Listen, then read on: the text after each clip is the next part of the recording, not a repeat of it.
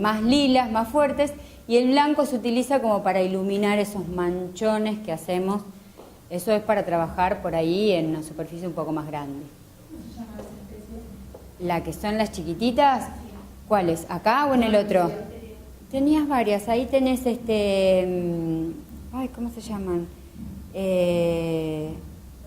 Sí, tenés gauras, tenés que son las blanquitas, son altas, son muy etéreas y se mueven con el viento, tienen como, son como macizos que tienen movimiento, vos los ves y como que se trabajan.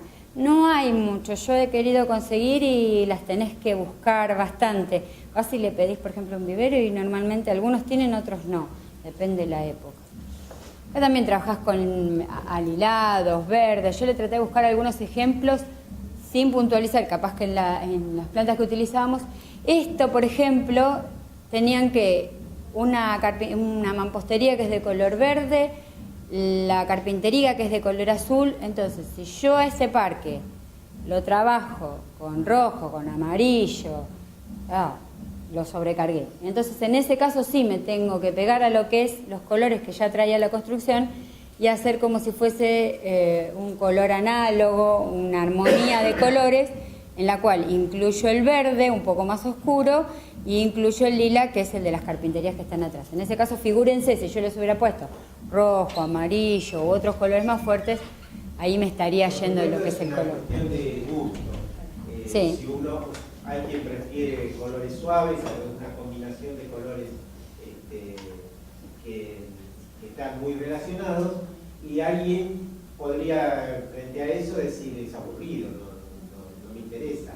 Pero bueno, es una cuestión de gusto, como cualquier cosa. Al principio, cuando empezamos, dijimos, los gustos para cada uno es igual. Alguno tendrá el auto blanco, el otro tendrá naranja y le encanta, ¿viste? Entonces, de acuerdo más o menos al diseño que uno quiere lograr. Están en la arquitectura, que su mayoría saben que siempre hay una pequeña pelea entre el comitente y el que diseña. Porque el que diseña quiere imponer lo que él tiene ganas de hacer en ese momento. Pequeña.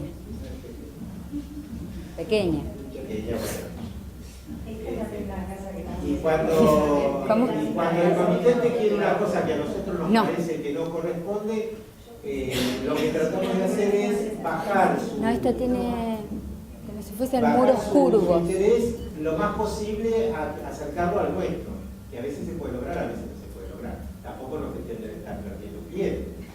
Entonces uno hace lo mejor que puede tratando de conciliar el gusto del comitente con el gusto nuestro.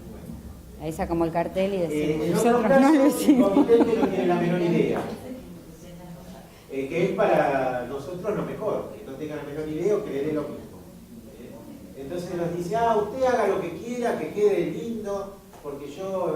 Ahí nosotros nos podemos imponer. Y también queda un poco, ustedes habrán aprendido con los años de arquitectura, para diseñar un parque exactamente igual, queda un poco en lo que uno vaya aprendiendo con el tiempo, a saber manejarlo y llevarlo para el lugar que uno quiere. En el caso de la arquitectura muchas veces no vamos al choque, sino que de a poco lo vamos llevando y vemos que logramos lo que nosotros queríamos. Lo vamos como convenciendo, como haciéndole ver la realidad de lo que queremos diseñar. Muchos comitentes no lo logramos y ahí viene lo que viene el pequeño choque. Y en el caso del paisajismo es exactamente igual. Bueno, este es otro ejemplo, sí, pues ya se me fue la hora. Otro ejemplo, por ejemplo, donde tengo muros curvos. Lo que tengo que tratar normalmente cuando trabajo con muros curvos es tratar de trabajar con alguna uniformidad de criterios. En este caso se trabajó con el color verde, tratar de pegarlo y no venirme con un macizo y demás porque estaría perdiendo, o sea, en ese caso yo estaría chocando. Yo sería el paisajista que diseña un volumen hacia afuera y el arquitecto que diseña un volumen hacia adentro que tiene un porqué. Por eso por ahí este curso a nosotros nos parece apuntado diferente a lo que es un curso de paisajismo convencional que vemos en otro lado. Capaz que en otro curso de paisajismo priorizan las plantas, el lugar verde. Nosotros tratamos de poder darle nosotros algún espacio chico de una vivienda, un parque, un jardín, que nosotros mismos como arquitectos le podamos dar la solución, o en el caso de trabajar en lugares grandes, poder trabajar con un paisajista, pero no chocando. que tenga, o sea, que lo que nosotros estuvimos diseñando sobre un tablero, ahora en la máquina, en el caso de la vivienda, no venga alguien con el paisaje y nos rompa esa estructura que quisimos armar. Como que tenga una idea de lo que es el interior y el exterior, tenga una unidad, como habíamos hablado al principio. Ahí tienen, ven, un contraste que encontré en una foto bien de lo que es el rojo y el verde. En ese caso de encontrarme con un punto en un parque que tenga el contraste de esos dos colores, sería un foco de atención. O sea, yo salgo y lo primero que hago es lo miro. Entonces traten de utilizarlo para ese lugar que yo quiero que la gente lo mire. Y si está colocado, que esté bien colocado. Si está mal colocado, lo primero que van a mirar es un error. Acá también tenemos una combinación de lo que son rojo con verde. Acá ustedes fíjense, se utilizaron texturas que son más bien acintadas, texturas de hoja, acintadas acá abajo que son distintas, pero tenemos una idea rectora que sería el verde. Y le damos pequeños detalles. Y el gris en este caso, o sea, para que ustedes se den cuenta de lo que es un follaje gris y cómo sobresale sobre el resto. El gris lo que nos da a nosotros, ese plateado de la hoja, nos da como luz, como un punto de luz dentro de lo que es el macizo. Ustedes fíjense, a veces prestándole atención por ahí a una foto o a un parque que nosotros vemos normalmente, podemos detectar esas cosas, que las podemos como absorber para el diseño. Yo se le había puesto como lo que era el contraste entre el verde y el rojo, pero apareció el tema. Sí, los del borde sí. Los que estaban adelante había merocalis y había, los que estaban los rojitos que eran así, esos eran hemerocalis. En el otro teníamos agapantos. Normalmente los vas a ver, hay muchas veces que hacen canteros o setos mezclados. No mezclados, lo colocan primero los agapantos, después colocan los hemerocalis adelante. El agapantos tiene una cinta más ancha, el hemerocalis tiene una cinta más fina. Y lo que hace es una floración diferente. Hay agapantos blancos, pero los que normalmente conocemos son los violáceos, alilados, claritos. Y los hemerocalis hay naranjas y demás, pero los que conocemos más comúnmente son los amarillitos. Entonces, cuando está la floración de los azules y en el medio empiezan a salir esas varas amarillas, queda muy bonito. Tiene como una combinación. Es bastante efímera, es la época de la Navidad, la época entre noviembre, diciembre. Pero es una planta, cualquiera de las dos es una planta que cuando no está en floración también es linda. Solamente con las hojas y las texturas de las hojas logramos. Ahí tenemos el amarillo con el rojo. Atrás son unas achiras y tenemos el verde con el rojo y un punto que le dimos de luz con el amarillo. Esas que, te digo la verdad, yo de lejos es como que dibujo las plantas, porque hay muchas variedades que son así. Vos, Alberto, capaz que el tema de las plantas más chiquititas, no me doy cuenta a veces. Normalmente cuando ves una foto así... Sí, pero las de grisáceo no tienen esas flores amarillas. Podría ser tipo cenezo. Sí, acá tenemos las achiras, ese tipo de flores son como más fáciles de detectar. Hay... Sí. Y acá adelante en un primer plano, eso es la floración de una gramilla tipo de la cortadera que tenemos acá por todos lados. Bueno, la cortadera ahora se está utilizando, nosotros la tenemos como decía Rosana, un yuyo que hay por todos lados acá, ¿no? Sin embargo es muy decorativa, pero se empezó a valorizar en los últimos años cuando se empezaron a utilizar las gramillas.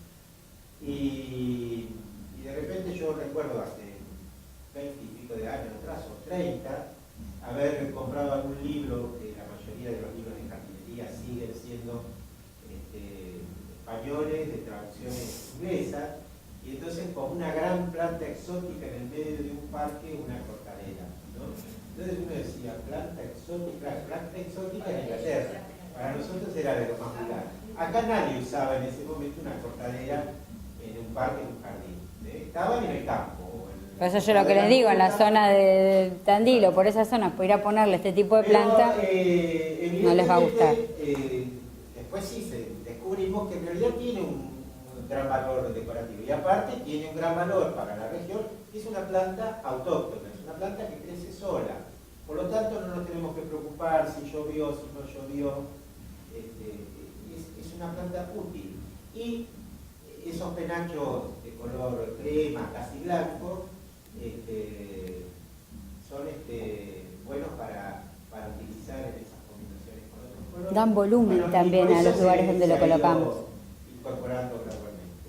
Pero para nosotros no era una planta valorada. Porque sí tiene su valor. Uno va a comprar uno y en los viveros, si ustedes se fijan, y va a decir, no me puede cobrar esto por la planta esa así. Yo salgo por eso hay muchos lugares, como yo les venía comentando, de diferentes lugares de la provincia de Buenos Aires que no las quieren ver, porque tienen un valor. ¿Cuál es la razón?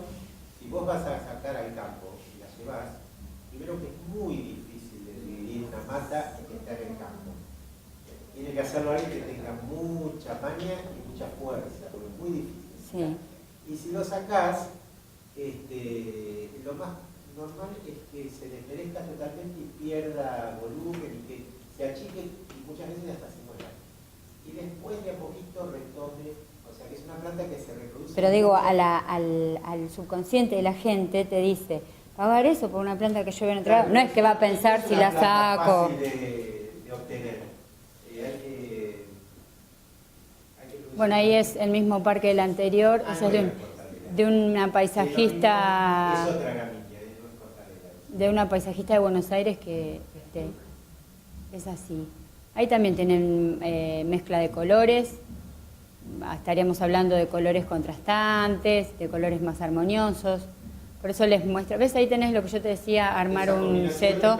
Es una combinación muy linda. Bueno.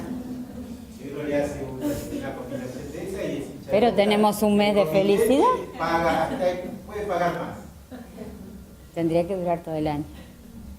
Eso, bueno, es algo más artificial, pero también no tan artificial porque está pensado, pero donde vemos una combinación. Y ustedes ven los puntos rojos que se logran a través del follaje de las plantas, cómo sobresalen sobre el verde.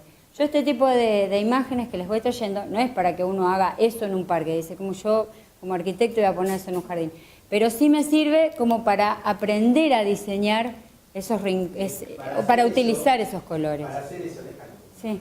Para hacer eso hay que saber mucho de cómo es el follaje otoñal de las plantas. Eso se ve comúnmente en el sur, en Ushuaia, en la zona de Tierra del Fuego, en la zona de lagos. Creo que tengo otro. Eso ocurre, sobre todo es el follaje común en invierno. Ah, no. Donde aparecen algunas rojas, distintos tonos de verde y los amarillos. Porque tenía otras imágenes. Pero no todo el mundo conoce exactamente como para utilizar los follajes otoñales, como para pensar, esto es el paisaje ideal en marzo, abril, ahí. Después el resto del año no es así. No, porque tenía otras imágenes de otoño, por eso la pasé pensando que estaba ahí. Hay que conocer mucho el follaje otoñal de cada una de las especies. Estas las traje porque son 2 o 3 que encontré. En el caso de la arquitectura, sean las de fondo, como yo les hablaba de los muros de color, o sea, una fachada. Traten de no competir cuando estamos trabajando con arquitectura que tiene color. No vamos a competir con un jardín adelante que sea de mucho color. Tratemos de acompañarlo. En este caso ven, la mayoría de las construcciones que tienen su propio color están acompañadas por arbustos o especies que son verdes, diferentes tipos de verde y un poquito de iluminación con el blanco, pero no competimos con el color del muro. O sea que tratemos de armar el jardín pensando, siempre les voy a volver a repetir lo mismo, ven acá tenemos algo parecido también, eso es verde, si ustedes se ponen a mirar tiene algunos detallecitos de un verde más alimonado. Voy pasando media rápido por el tema del detalle. Este es en el caso que yo les decía la fachada blanca. Esta es una fachada blanca. En este caso se usó el contraste del verde y esto sería rubra, que nosotros te decíamos, viste que hay, tenemos los paspalum y tenemos los comunes y los rubra. Hay muchas especies que tienen el verde y el rubra. Entonces, ¿quién me habla? Ay, acá. No, eso puede ser un paspalum grande o también hay una planta que se llama carex que tiene una superficie bastante grande, te toma cuando lo compras grande y tiene una hoja cintadita. Yo de lejos no lo puedo, pero el paspalum suele ser también grande y tiene la hoja muy finita. Son similares, pero son más verdes. Estos no toman la tonalidad que tienen los otros amarillentos y demás. Estos son siempre verdes. Muchas de esas plantas se utilizan cuando hacemos accesos, yo a veces voy mezclando con lo que es el diseño, hacemos accesos en media luna y demás y dejamos un sector adelante, entonces trabajamos con un solo elemento, cuando no se puede poner un árbol o se puede poner alguna cosa de gran porte, se trabaja con un paspalum o con un carex. Entonces el paspalum lo que hace es tomar volumen, toma altura, pero no sobrecargo ese lugar. ¿Sí? Hay gente que te dice, a mí no me gusta llenarlo de florcitas y hacer un dibujito. Entonces le pones una sola planta. Eso también es una idea para trabajar un macizo, un lugar con una sola especie. Y estamos logrando el diseño de un lugar con una sola especie, la repetición de una especie. Yo más o menos algunas cosas que les fui diciendo, esos son como hemerocalis diferentes, sí, son difíciles de conseguir. Pues acá normalmente... Claro, papiros. Los hemerocalis de color que no sean amarillos son difíciles. Ahora estaban viniendo algunos anaranjados. Esa es una foto que no es muy nítida, pero ahí, por ejemplo, lo que vemos es cómo con diferente follaje, diferentes árboles, diferentes colores. No necesito la flor. Acá tengo, por ejemplo, gris. Viste que hablábamos de los plateados y los grisáceos. Los verdes. La combinación del fondo. Entonces a veces se puede lograr algo tranquilo, algo lindo, una buena combinación. Ahí estamos trabajando con 3 de los elementos que yo le nombré. Estamos trabajando con el color, estamos trabajando con la textura, porque ustedes ven que ninguno de los 3 son iguales, y estamos trabajando con el tamaño, con las formas. Ahí está otro trabajado en verde. Yo le fui trayendo... Ese es más bien otoñal, que era el que yo te comentaba, que habíamos hecho una repetición de lo que eran los colores otoñales, que también en otoño se pueden tener lindos lugares. Ese también es un color, si ustedes se ponen a mirar, esto es paisajismo y no estoy trabajando con ningún tipo de florales, estoy trabajando todo con árboles, con gramíneas, con tipo de vegetación. Acá tenemos otra, bueno, esa me encantó, pues me parecía... El verde como estaba trabajado y el rojo como sobresale, como crea un punto importante. Esos también son todos otoñales. Bueno, esto ya no fuimos porque esto es en Holanda, que les encanta trabajar con las florcitas y los colores. Para lograr una cosa así es dificilísimo de mantener. Pero ellos allá en Holanda trabajan con ese tipo de cosas que les encanta. Pero yo se los traje... Es un parque. Sí. Que está abierto únicamente el tiempo que dura la floración. Después el resto del año está cerrado. Se lo traje porque le había hablado de la combinación de los azules con los rojos, con los amarillos, y digo, por lo menos que vean cómo se nota el contraste de los colores, cómo iluminan los sectores en amarillo. El azul, si estuviese solo, se pierde, pero con los toques que tiene de rojos y de amarillos, toma valor. Eso ténganlo siempre en cuenta, porque hay gente que le dice, bueno, los azules son fríos, se pierden. No, el azul es lindo si lo utilizamos con algún color que me lo levante. Sí, por supuesto, tiene otra cosa, pero era la forma de poder encontrarle... Bueno, ahí también estamos trabajando con los colores. Quiero llegar a las otras, que son las formas. Acá trabajamos con las formas. Esta fue que la encontré por el tema de las formas. Acá... Como dice Alberto, hay que tener en cuenta cuando uno trabaja con como unidad de diseño la forma, porque hay que tener en cuenta la forma que va a tomar la especie después de 2, 3, 4 años. Eso va creciendo y no es como la arquitectura que se quedó ahí. Tiene que tener un cierto mantenimiento para que siga manteniendo la forma con la que yo la pensé en el diseño, en el momento de diseñarlo. Ese sería un trabajo que está pensado con la forma, porque hasta la bordura que tiene una forma diferente. Ahí, por ejemplo, lo que ven es trabajar con colores fríos. Esto es una casa que está en Córdoba, que es uno que era un profesor mío, un paisajista, y él siempre decía que él había querido lograr con esto, tiene todo un eje y demás, algo que tenga mucha calma y demás. Le puso unos toques de blanco, están como salpicados, y sin embargo está trabajando con colores fríos, pero no se pierden. sí logra una sensación diferente, como es la que yo le dije. Si teníamos los colores cálidos, teníamos un lugar más vibrante, y si tenemos los colores más fríos, un lugar más tranquilo, más armonioso. Depende del uso que le vayamos a dar. Él fue con una intención ese diseño. Esos son los grises, que decíamos, ¿te acordás hoy? Que muchas veces, ¿viste la vez pasada cuando averigué cómo se llamaban estas orejas de no sé cuándo? No, ¿ves? No. Pero es ninguna de las dos. Y yo digo, mira, como trabajándolo en macizo con otro tipo de plantas, el gris es como que ilumina en el medio. Y ahí estamos trabajando con el follaje. Este no, porque es de colores. Este también tiene algunas tonalidades en grises. Ven, por ejemplo, yo en este tipo de jardín diría, ¿y cuál fue la unidad, la idea rectora? Quizás fue trabajar así, en ese estilo, con los arbustos y demás. Entonces, si nosotros lo vemos en un todo al parque, quizás esté todo diseñado así. Claro, entonces sobresale lo que es el jardín de la casa, donde está ubicado. Todo tiene, muchas veces cuando está pensado, tiene una idea. Ven acá, por ejemplo, tenemos estos que ni me pregunten, porque en el caso de los lilas así, me perdí con el tema de las gramíneas de este color. Pero en este caso tengo los azules alilados y atrás tengo verde. Serían colores fríos, serían colores que me apagarían el lugar.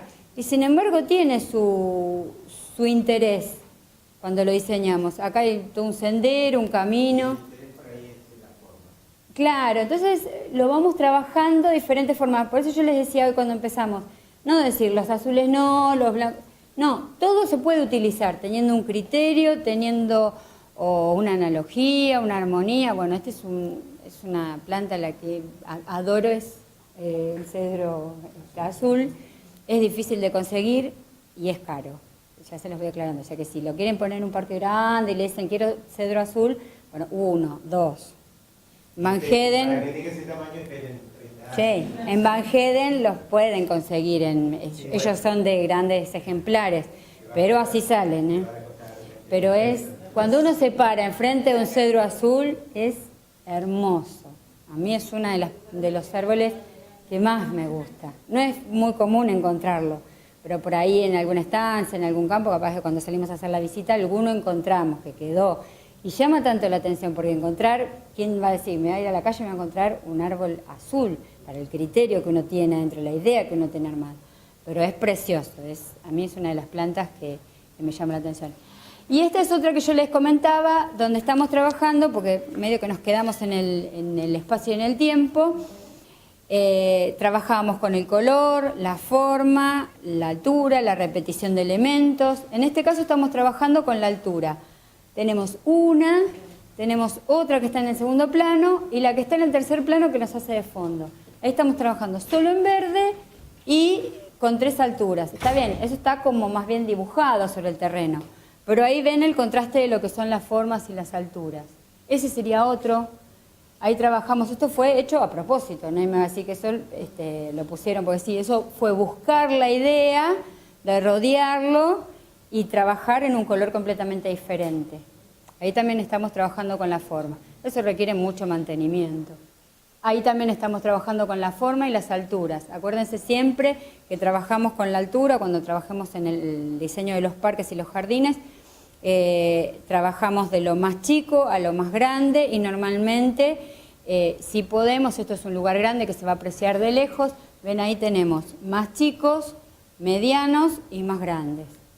Cuando trabajamos en lugares más chicos, como en un jardín, esto no es el mejor ejemplo, pero bueno, está trabajado algo más alto y puntual, algo que va a ser un arbusto intermedio y algo que va a ser más chico que me va a ser de bordura.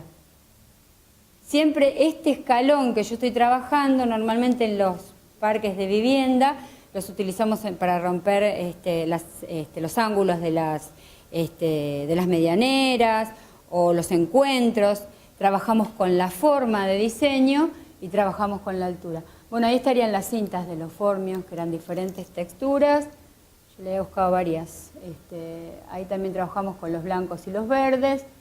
Y ahí, bueno, ustedes tienen algunos dibujitos atrás armados, que serían una armonía de formas, un contraste de formas, para buscar más o menos un volumen, para contrastar formas de diferentes especies.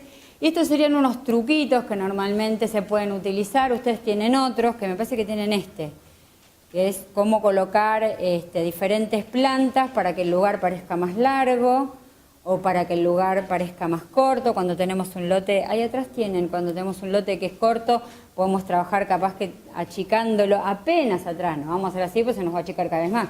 Pero no nos damos cuenta y trabajando con una bordura que se vaya como achicando, le estamos creando como un foco y nos va a dar la idea de que es más largo de lo que realmente es. Esos son por ahí truquitos, los colores fríos, los colores cálidos. Son truquitos que yo se los anoté en ese listado que le hice, que por favor no se lo muestren a ningún paisajista porque vamos a salir andando. Son cosas prácticas para utilizar en un jardín que a nosotros, para resolver los pequeños parques de viviendas o las terrazas o demás, nos van a ser útiles. Y me parece que no hay más. Bueno, todo eso después lo vamos a usar en las próximas clases en lo que serían los patios, las terrazas, los jardines. Capaz que eran cosas que ya conocían, pero que utilizadas en el diseño de jardines es otra cosa. Bueno, por hoy